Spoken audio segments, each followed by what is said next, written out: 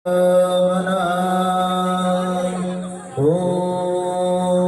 शांति शांति शांति।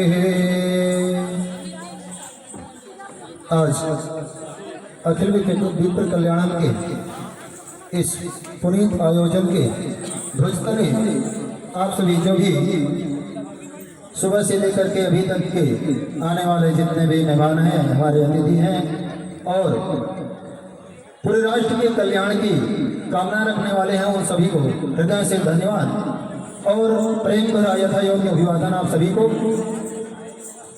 विगत कई वर्षों से हम देख रहे हैं कि भारत में भारतीय संस्कृति की बोलबाला नहीं है, बाकी सब है। उदाहरण से हम एक मिनट में समझाना चाहेंगे।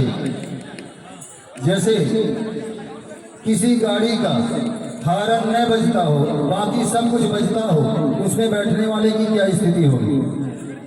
हॉर्न जिसका न बजता हो, बाकी सब बजते हो, सारे पुर्जे उसके आवाज करते हो।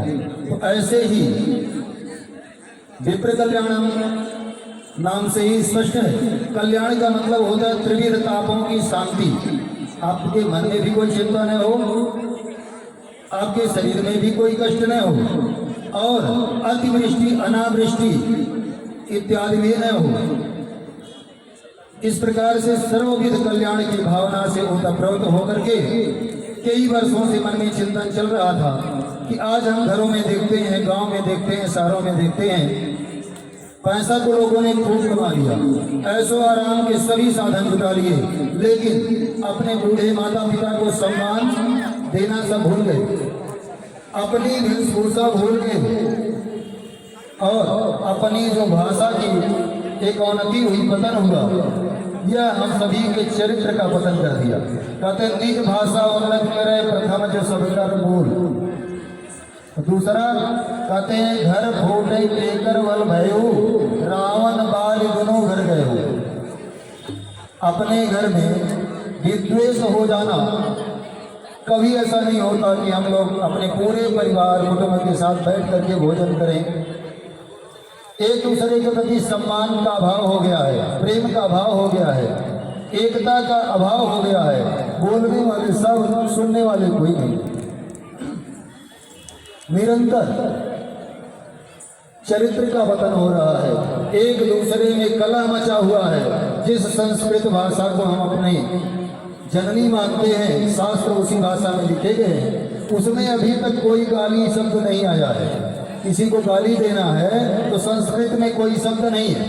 अगर कुछ शब्द हैं तो इतने प्यार से कहेंगे कि सुनने वाले को लगेगा हमें पुरस्कार दे रहे हैं। जैसे ब्राह्मणों में कोई नीच हो, दुष्ट हो, उसको कहेंगे ब्रह्म बंधु। क्षत्रियों में कोई नीच हो तो छात्र बंधु। इसके अलावा ऐसे शब्द हैं, आप हमें प्रणाम किए, हम उत्तर नहीं दिया, यह सबसे बड़ा अपमान हो गया। तो इस प्रकार से परस्पर एक दूसरे के सम्मान की भावना, एक दूसरे से एकता की भावना, जहां आदिकाल से वेद है, इतिहास है, पुराण है, यह निरंतर गिरावट देख करके, बुजुर्ग माता पिता को वृद्धाश्रम में देख करके, रोते हुए और विलखते हुए देख करके, परस्पर पति पत्नी में जो एक प्रेम का संबंध है उसमें भी कलह हो रहा है।